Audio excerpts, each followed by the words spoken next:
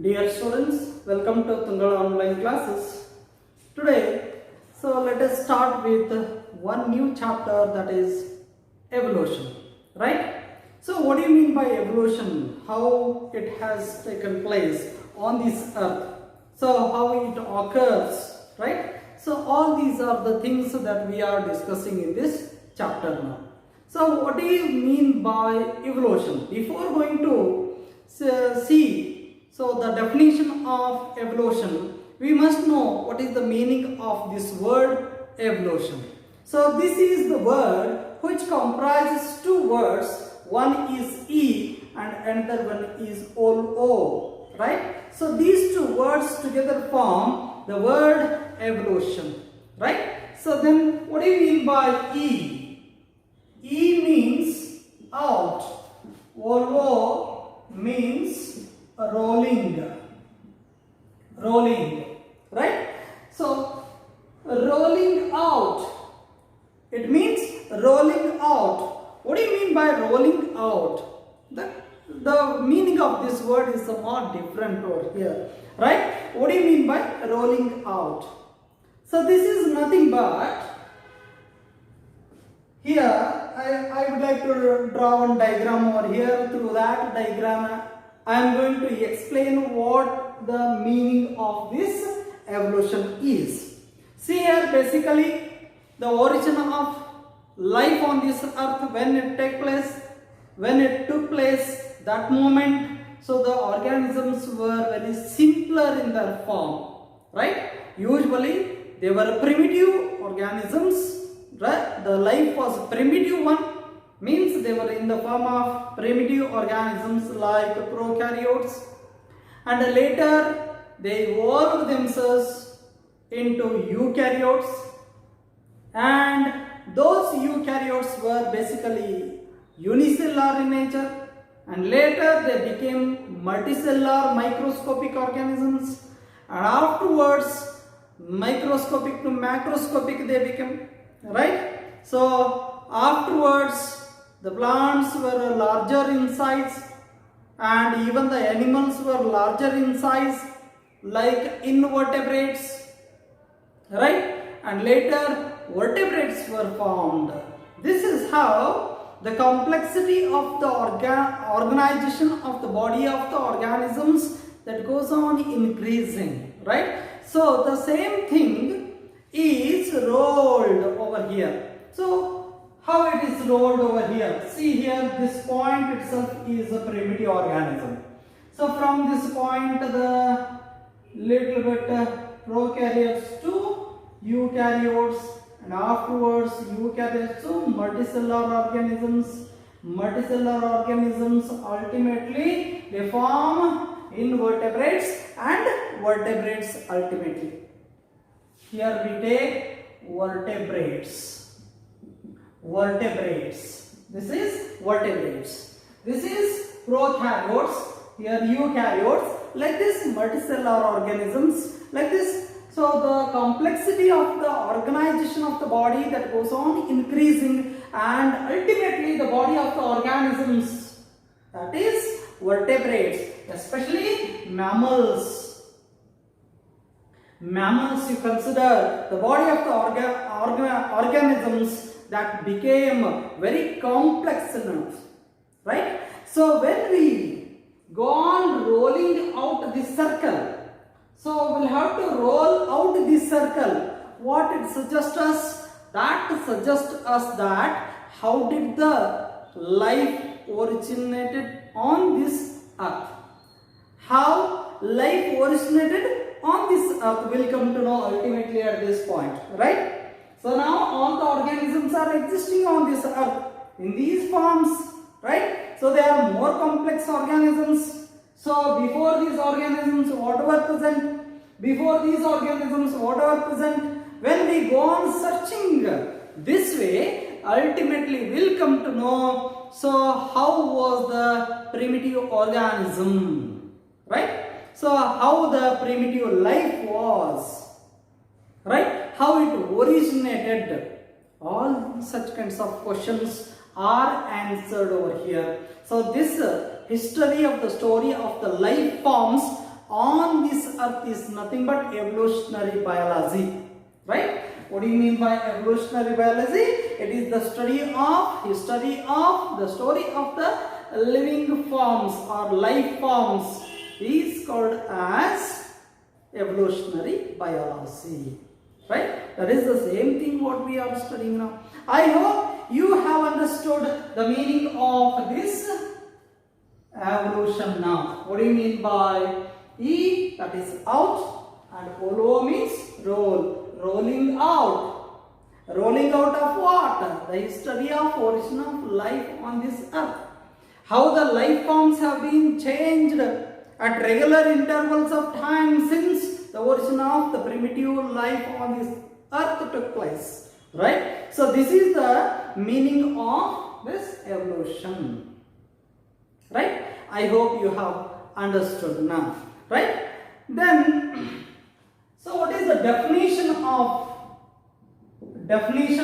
this evolution? This is nothing but it is a long period process itself. Long period process. So what happens over here? I would like to write the definition first, and later I shall explain that one. So the process of formation of new forms of life, that is nothing but new species, new forms of life from the pre-existing ones in a long period of time, slowly and gradually, is called as evolution. Now it is very clear to us, my dear student friends.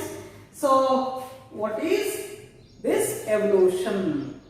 So the process of formation of new forms of life. New forms of life are nothing but new species. Right? It is the process of formation of new species from the pre-existing ones. Means before that new form of life, there must be one more life from which this new form of life has been originated. Right? So pre-existing ones in a long period of time.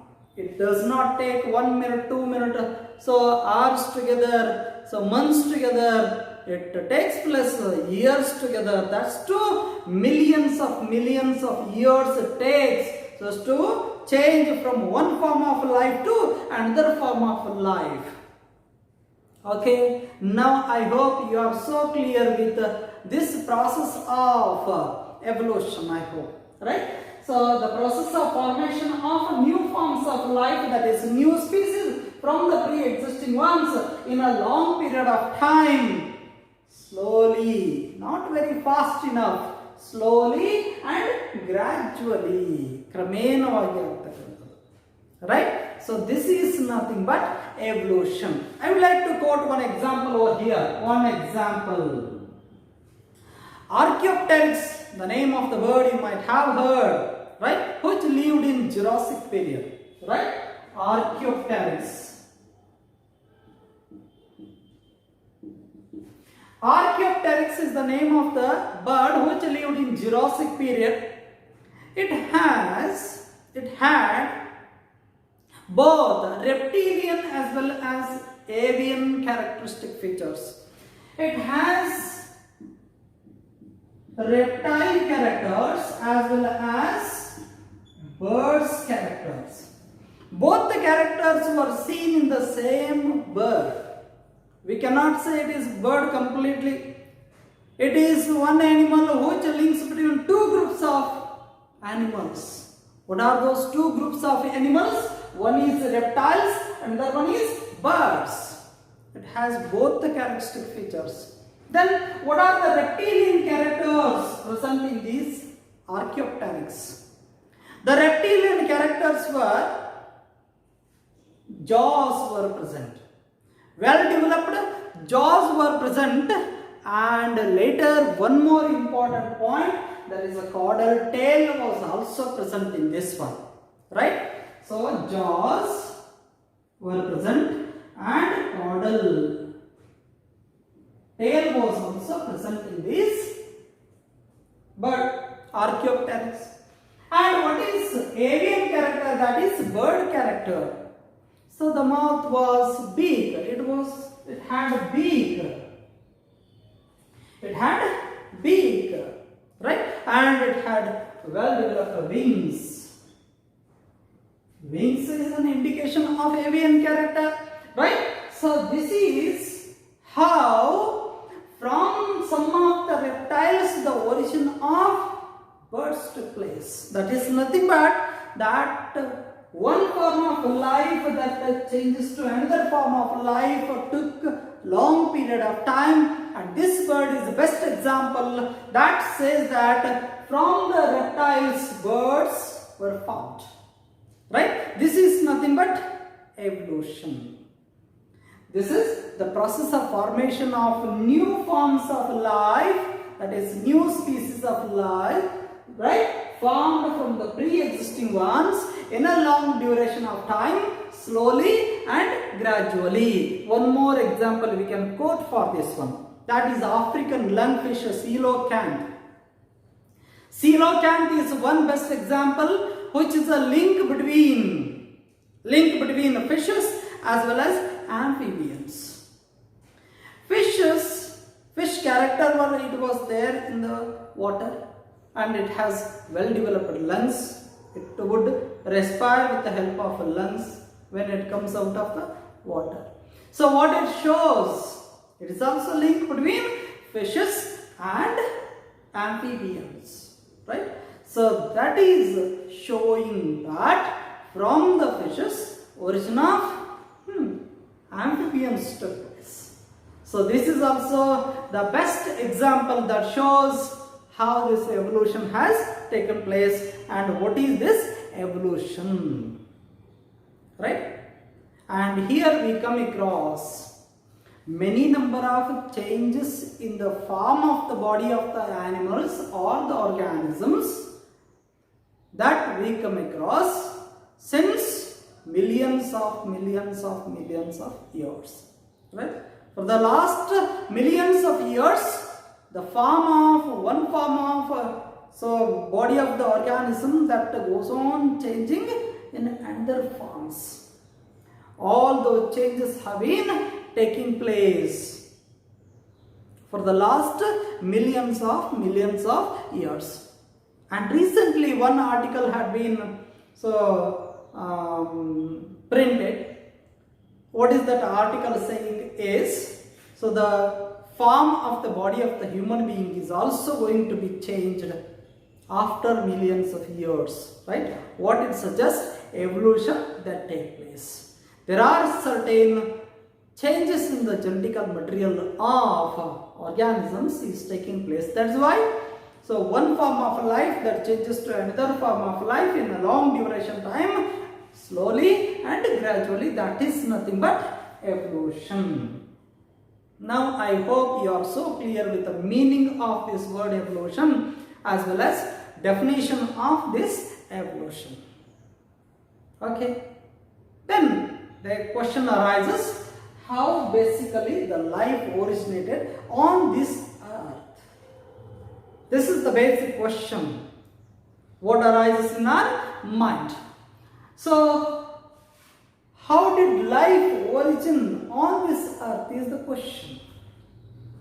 And so as to answer this question, many of the philosophers, scientists, right, biologists, they tried a lot and expressed in their own way.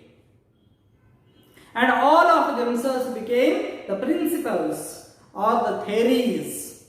And these theories are called as theories of origin of life. Theories of origin of life on this earth, right? So let us go through theories of origin of life on this earth. theories of origin of life. So the first theory I would like to explain now. What is this first theory? So these theories are more interesting, right? So first one is theory of special creation. Theory of special creation. Theory of special creation. What is this theory explains? It explains how life originated, right? See here, this theory was proposed by Swaraj, is one of the philosophers, the one who proposed this one.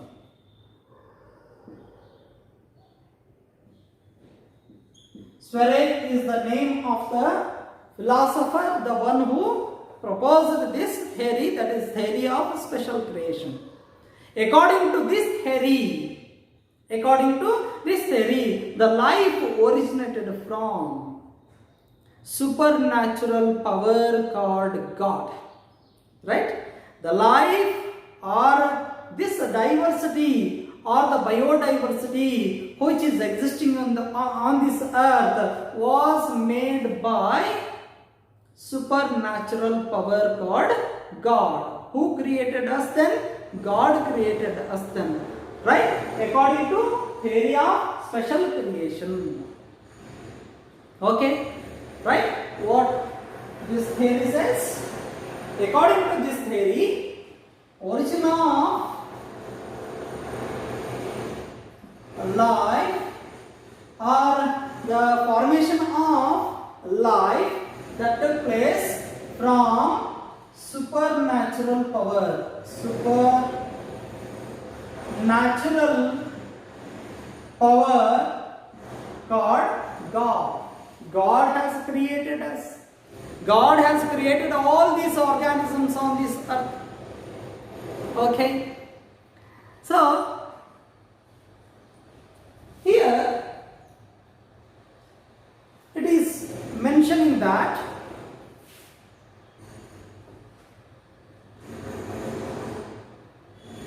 according to this theory, the whole world or this universe has been made within 6 days. Right? So they say that within 6 days the entire universe has been made over here. And so according to Bible, the first man made on this earth is, and the first woman made on this earth is, like this, the first man Adam and the first woman Eve, both were made on this earth. From both of themselves, the entire universe, all the organisms on this earth have been made over here. And according to Hinduism or Hindu mythology, it is being said that the first person, right? The first persons, that is male as well as females, were made, that is Manu and Shraddha were made on this earth, and from that one the human population has been made. Right? So this is how they explain that, this theory explains that, so the life on this earth means different life forms. The whole biodiversity has been made from supernatural power called as God. Right? But we cannot trust that one. We haven't seen God till now. Right? So that's why we cannot accept this theory. And one more theory is also there. Second theory. Second theory is panspermia theory or cosmozoic theory. Panspermia theory or cosmozoic theory it is also called as. According to this theory, The life came from different celestial bodies. Celestial bodies means, right? These planets, other planets, or stars, etc. Right? The life came from other planets. Means in what form they came? They came in the form of spore-like life forms called as panspermia. Pan means all, sperma means, that is seeds. All seeds in the sense that seed-like structures, they came from other planets according to this theory. That is equivalent to cosmozoas, right? So these seeds are the spore-like structures which are present on other celestial bodies. They came and fall on the earth, and they were released on this earth, and all of themselves they are made into different forms of life. That is nothing but biodiversity, it is said to be, according to panspermia theory or cosmozoic theory. Okay? And how they came? They came through meteorites that fall on this earth. The meteorites which hit on this earth and released all those panspermia, and panspermia are the spores, they are responsible for the life forms on this earth. But we cannot trust this theory also. Why? Because so nowadays we know better, except earth there are no life existing on other planets. Even stars cannot. So it's not possible, right, from the stars. Okay, so that's why this was also disproved. This theory is also not accepted. Okay, and this theory was proposed by many of the philosophers. One of them is Richter. Richter is the name of the philosopher, the one who proposed this theory. Some more philosophers are also involved in this one. And third one, theory of abiogenesis. Theory of abiogenesis. What is this theory of abiogenesis also called as? Theory of spontaneous generation. Theory of spontaneous generation.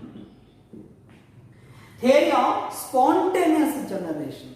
What according to this theory is? So here, abiogenesis. Abio means abiotic factors. Genesis means born or formed, right, or synthesized, right. What it says is, this theory was supported by many of the scientists like Aristotle, right. According to this theory, origin of life took place on this earth from the abiotic factors or non-living substances. Life is formed from abiotic factors. Abiotic factors, right? So some of the examples we are going to mention over here. What is that example? From the wet soil, means Nile, from the Nile. Nile is the name of river. So under that river, wet soil is there, and from that wet soil, so the formation of snakes, mice, toads, frogs, all such kinds of animals have been made according to this theory of abiogenesis. It says that abiotic factor like wet soil is responsible in formation of frogs, toads, snakes, right? Even crocodiles, they say.